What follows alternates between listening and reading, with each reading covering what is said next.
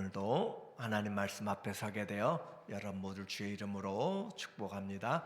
하나님 말씀 하바국 2장 4절의 말씀 보도록 하겠습니다. 보라, 그의 마음은 교만하며 그 속에서 정직하지 못하나 의인은 그의 믿음으로 말미암아 살리라. 아멘. 오늘은 의인은 믿음으로 라고 하는 주제로 하나님 말씀 같이 상고하도록 하겠습니다. 우리는 하바국 선지자의 삶을 통하여서 믿음으로 어떻게 사는가, 현실과 믿음 사이의 갈등들, 인생의 질문들에 대해서 보면서 우리가 믿음으로 사는 길을 같이 보고 있어요. 하바국, 껴안는 자라고 했습니다. 포옹하는 자, 하나님을 포옹한다, 그렇게 생각하면 될 것 같아요. 인생에 문제가 닥칠 때, 어려움이 있을 때, 이해되지 않는 고난이 있을 때 하나님을 껴안는 자, 하나님을 포옹하는 자, 그렇게 살아가면 우리에게 힘이 되고 하나님께서 은혜를 주실 줄로 믿습니다.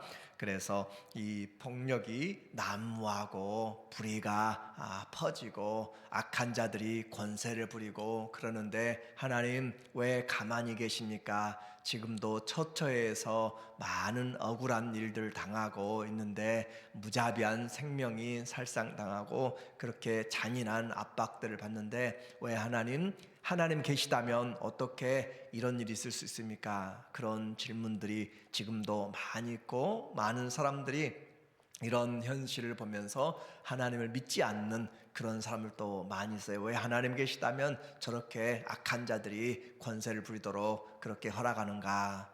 그러나 하나님은 절대 가만히 있지 않고 하나님의 시간, 하나님의 공의, 하나님의 방법들을 통해서 최선으로 여전히 일하고 계신다라고 하는 것이고, 그런 질문에 하나님이 대답하시는 거예요. 그래, 내가 나라들을 흔들면서 네가 놀랄 일을 행할 것이다 라고 말씀하시고, 갈대아 바벨론의 사람들을 쳐서 들어서 내가 이 이스라엘을 심판할 것이다 라고 말씀하니까 이 하바국은 더 놀라게 되는 것이죠. 하나님 아무리 이스라엘이 잘못했어도 그래도 하나님 믿는 그렇게 택한 백성인데 하나님을 믿지도 않는 이방인들, 우상을 숭배하는 자들, 악하게로 가장 유명하고 잔인한 그런 바벨론 사람들을 들어가지고 이렇게 우리를 공격하는 것이, 불의를 심판하는 것이 맞습니까? 라고 하면서 또 두 번째 질문을 해요.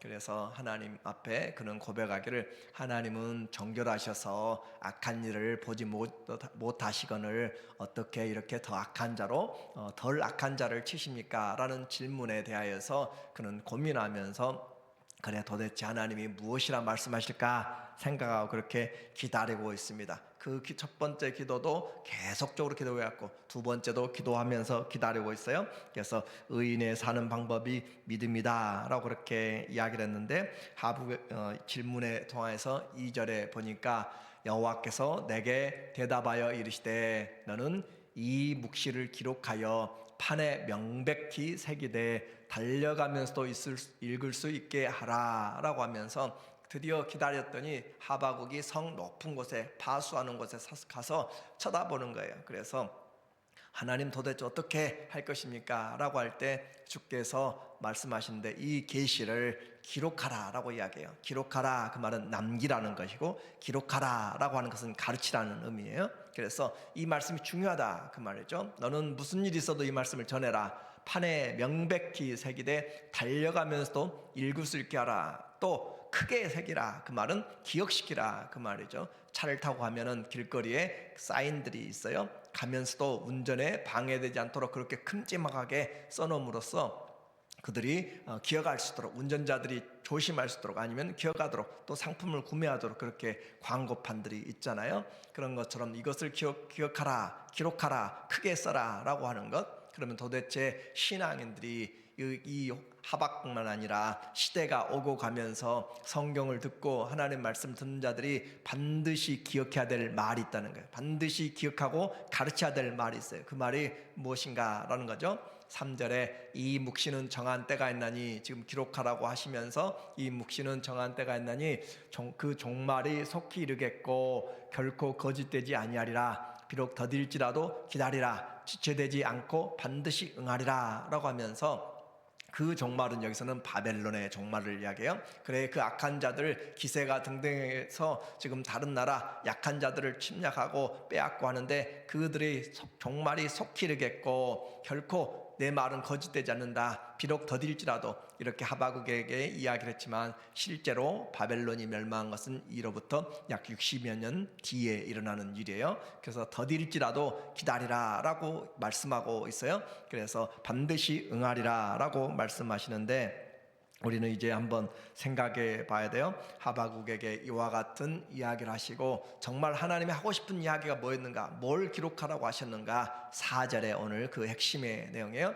보라 주의해라 주목하라 그 말이에요. 힘내 그의 마음은 교만하여, 바벨론의 마음이 교만하다는 거예요. 그 속에서 정직하지 못한데 의인은, 그러니까 그들은 악인이고 그리고 의인은 그의 믿음으로 말미암아 살리라 라고 이야기하면서 오늘 너희가 살아야 될 것은 그런 악인의 부요함이나 악인의 권세나 그들이 흥왕한다고 지금 그것에 휘둘리지 말고 그게 옳다라고 대세라고 세상의 풍조라고 따라가지 말고 오직 그의 믿음으로, 의인은 믿음으로 말미암아 살리라. 무엇을 믿는 거죠? 하나님과 그분이 계신 것을 믿는 것이고 자기를 찾는 자들에게 상 주신이심을 믿는 것이 바로 믿음이라고 했잖아요. 그래서 의인은 그의 믿음으로 흔들리지 않고, 불의가 있다고 해서 하나님 없다고 하지 말고, 악한 자들이 승리한다고 해서 하나님 어디 계시냐고 불평하지 말고, 하나님은 반드시 이루기 때문에 너는 그런 것들로 휘둘리지 말고 오직 믿음으로 말미암아 살리라 라고 그렇게 말하는 거예요. 이것이 참 쉽지 않은 일입니다. 어떻게 그와 같이 살 수 있을까? 그래서 세상에는 이와 같이 이해되지 않는 불의가 있고 또 악한 자들이 많이 있고 독재자가 판을 치고 또 그렇게 하는데 우리는 그런 일에 동참하지도 말고 하나님 앞에서 꾸준하게, 그리고 모든 사람이 그릇된 길을 간다 할지라도 우리는 여전히 하나님을 바라보면서, 시대마다 가치관이 달라집니다. 시대마다 모든 기준들이 다 달라지는 거예요. 그러나 그와 같은 길을 가지 말고 오직 하나님을 바라보면서 믿음으로 말미암아 살리라 라고 하는 성도들의 삶의 원리를 분명하게 이야기하고, 이것이 신본주의다 라고 하는 거죠. 이와 같은 의인은 믿음으로 말미암아 살리라 라고 하는 이 구원론이 바로 신약에 우리에게 하나님 앞에 얼마나 큰 믿음의 개혁을 일으켰는가 라고 하는 것, 중세에 그와 같이 타락된 가운데서 구원을 얻기 위하여서 그들이 세상에서 살아가면서 또 여러 가지 방법을 쓰고 행위들로 여러 가지로 하려고 했지만, 그러나 아무리 하려고 해도 안 되죠. 루터가 캐톨릭의 신부였거든요. 신부였는데 바티칸을 방문하면서 그 계단을 무릎으로 기어 올라가면서 그렇게 해야 고행을 하면서 해야 된다라고 하는 그런 일들을 보면서, 이렇게 무릎으로 기어 올라간다고 해서 구원 얻을 것인가, 그렇게 하나님의 말씀들을 생각하면서 그가 종교개혁을 할 수 있었던 것은 하나님의 말씀이 그 안에 들어왔는데 바로 로마서 1장 17절의 말씀이에요. 그래서 신약 성경에 우리에게 세 군데에서 믿음으로 사는 것에 대해서 인용을 하고 있습니다. 로마서 1장 17절에 복음에는 하나님의 의로움이, 관계가 어떻게 회복되는지 그 의로움이 나타나서 믿음으로 믿음에 이르게 하나니, 믿음으로 시작해서 믿음으로 끝나게 되는 거죠. 기록된 바, 하박국이 기록했어요. 오직 의인은 믿음으로 말미암아 살리라 함과 같으니라. 그래서 하박국 선지자가 이 사도 바울보다 600여 년 전에 기록한 내용을 그대로 가지고 와서 말하기를 오직 의인은 믿음으로 말미암아 살리라 라고 말씀하면서, 하나님이 이 말씀 우리에게 주셔서 의인이 사는 방법은 하나님이 계신 것과 그가 자기를 찾는 자에게 상 주시는 것이고, 하나님의 말씀이 반드시 이루어진다. 환경이 바뀌고 또 시대가 바뀌고 무슨 일이 있어도 하나님 말씀 반드시 이루어진다라고 하는 그 믿음이죠. 갈라디아 3장 11절에 또 하나님께서 아무도 율법으로 말미암아 의롭게 되지 못할 것이 분명하니 이는 의인은 믿음으로 살리라 하였음이라. 의인은 믿음으로 산다. 하나님과 그 말씀을 가지고 산다. 사람이 떡으로만 사는 것이 아니라 하나님의 말씀을 가지고 산다. 동일한 말이에요. 히브리서 10장 38절에 나의 의인은 믿음으로 말미암아 살리라. 또한 뒤로 물러가면 내 믿음이 내 마음이 저를 기뻐하지 아니하리라 하셨느니라. 믿음의 길을 가다가 하나님 계신가? 내게 이렇게 어려움이 닥치는데, 고난이 닥치는데 이해하지 못하는데 하나님 나보다 그냥 교회도 잘 안 다니고 11조도 안 하고 기도도 안 하고 그런 사람들은 잘 되고, 그렇게 하면서 컴플레인 하면서 하나님 나 의심스럽습니다, 시험에 들지 말고, 그 말이에요. 그래서 나의 의인은 믿음으로 말미암아 좀 더딜지라도 기다리라 라고 그렇게 말씀하는 거예요. 그래서 이것이 기독교의 구원의 아주 기초가 되는 내용입니다. 오늘 그러면 실제적으로 의인이 믿음으로 사는 것이 무엇인지를 우리가 더 보면서 그들의 죄와 다른 우리의 삶을 봐야 돼요. 바벨론 사람들의 죄, 5절에 보니까 그들의 죄를 그는 술을 즐기며 거짓되고 교만하여 가만히 있지 아니하고 스올처럼 자기의 욕심을 넓히며, 또 그는 사망 같아서 족한 줄을 모르고 자기에게로 여러 나라를 모으며 여러 백성을 모으나니 하면서 첫 번째로 화가 있을진데 6절에 나타나는 것처럼 그들의 탐심으로 다른 나라들을 침략해서 모든 것을 다 긁어 모으는 거죠.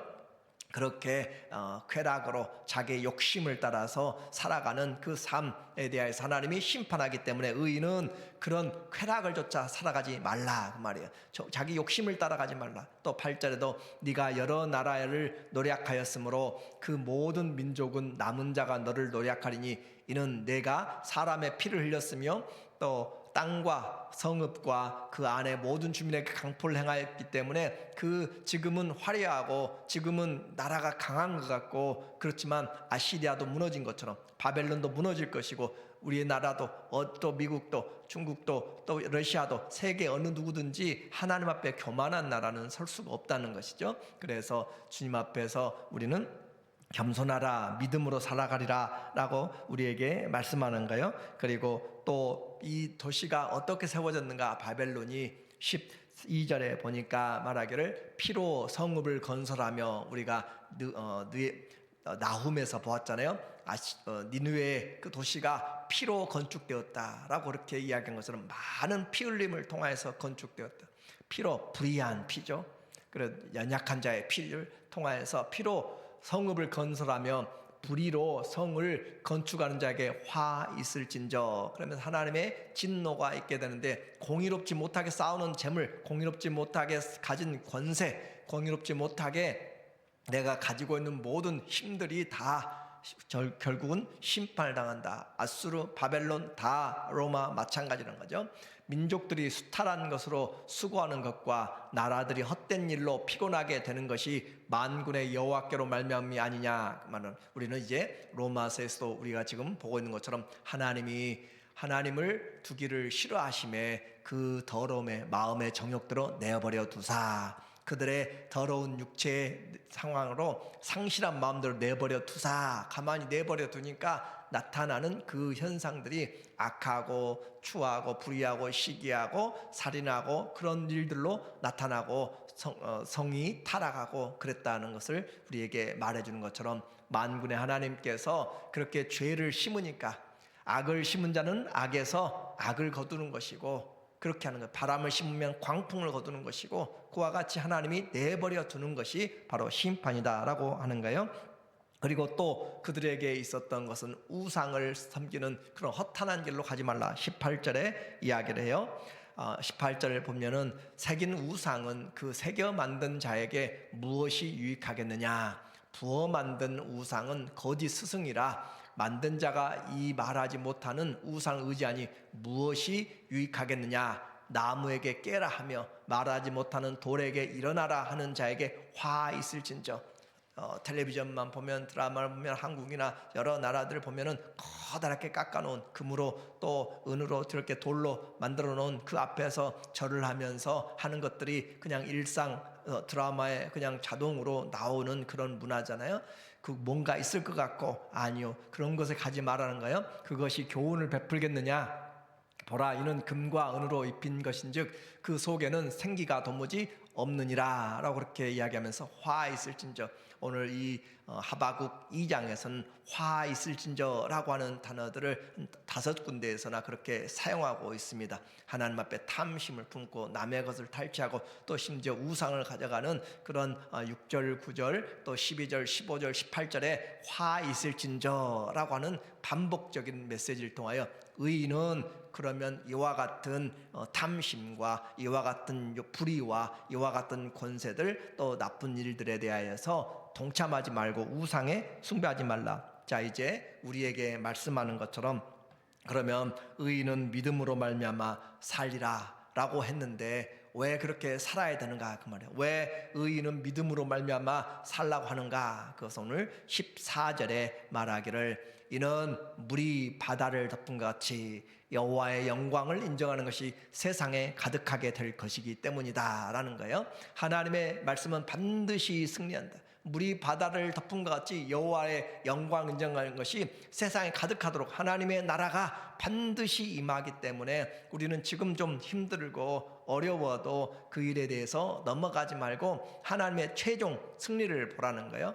오늘 우리의 삶에서 좀 더딜 수 있고 하바국은 바벨론이 멸망하는 것을 못 보았을 수도 있어요. 왜냐하면 이때로부터 약 60년 이후에 일어나는 일이기 때문에. 그럼에도 불구하고 우리에게 말씀하는 것은 하나님은 산자의 하나님, 아브라함도 살았고 이삭도 살았다고 그랬잖아요. 하나님 앞에서는 산자의 삶이에요. 그래서 우리는 이 땅에서 육신의 생명이 끊어진다고 생각하지만 그러나 그 영이 살아서 산자로 하나님과 함께 또 믿음의 사람들에게 돌아가서 산자의 삶이기 때문에 그러므로 하나님의 일은 반드시 이루어지고 아브라함에게 티끌같이 많아지라는 자손들이 이와 같이 시대를 쫓아서 일어나는 것처럼, 그리고 또 하나 우상들이 판을 치고 그렇게 사람들이 찾아가면서 그렇게 한다 할지라도 너희는 오직 여호와는 그 성전에 계시니 온 땅은 그 앞에서 잠잠할지니라 하시니라. 세상이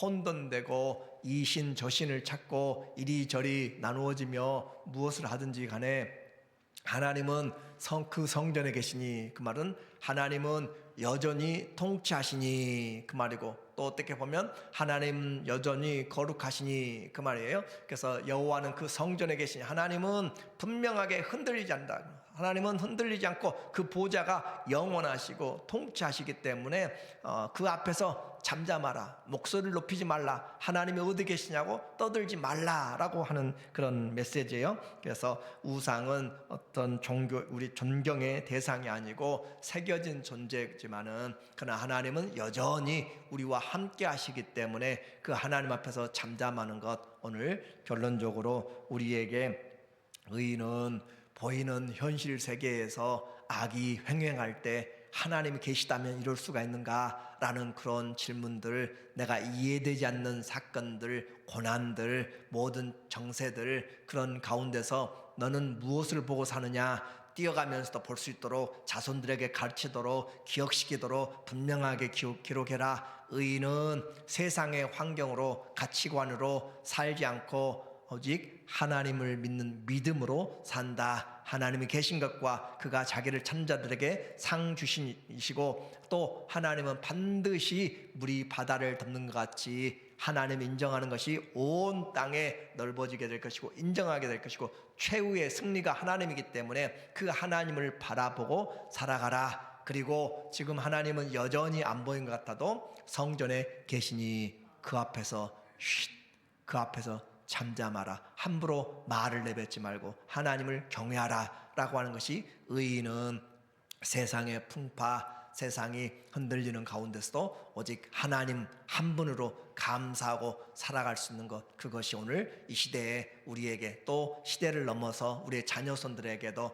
하나님의 사람은 세상의 어떤 풍파에도 흔들리지 않는 하나님 앞에서, 그리고 지금 시대가 바꿔지고 또 바꿔지고 무슨 일이 있어도 하나님은 결코 실패하지 않기 때문에, 공의로우시기 때문에 그분 앞에서 살아가는 것, 이것이 의인의 삶이다라고 말씀합니다. 우리 모두에게 일평생 하나님의 계신 것과 그분을 찾는 자들에게 상 주시는 공의로우신 하나님, 선하신 하나님, 승리하신 하나님 앞에서 우리의 삶을 믿음으로 승리해 나가시기를 예수님의 이름으로 축원합니다.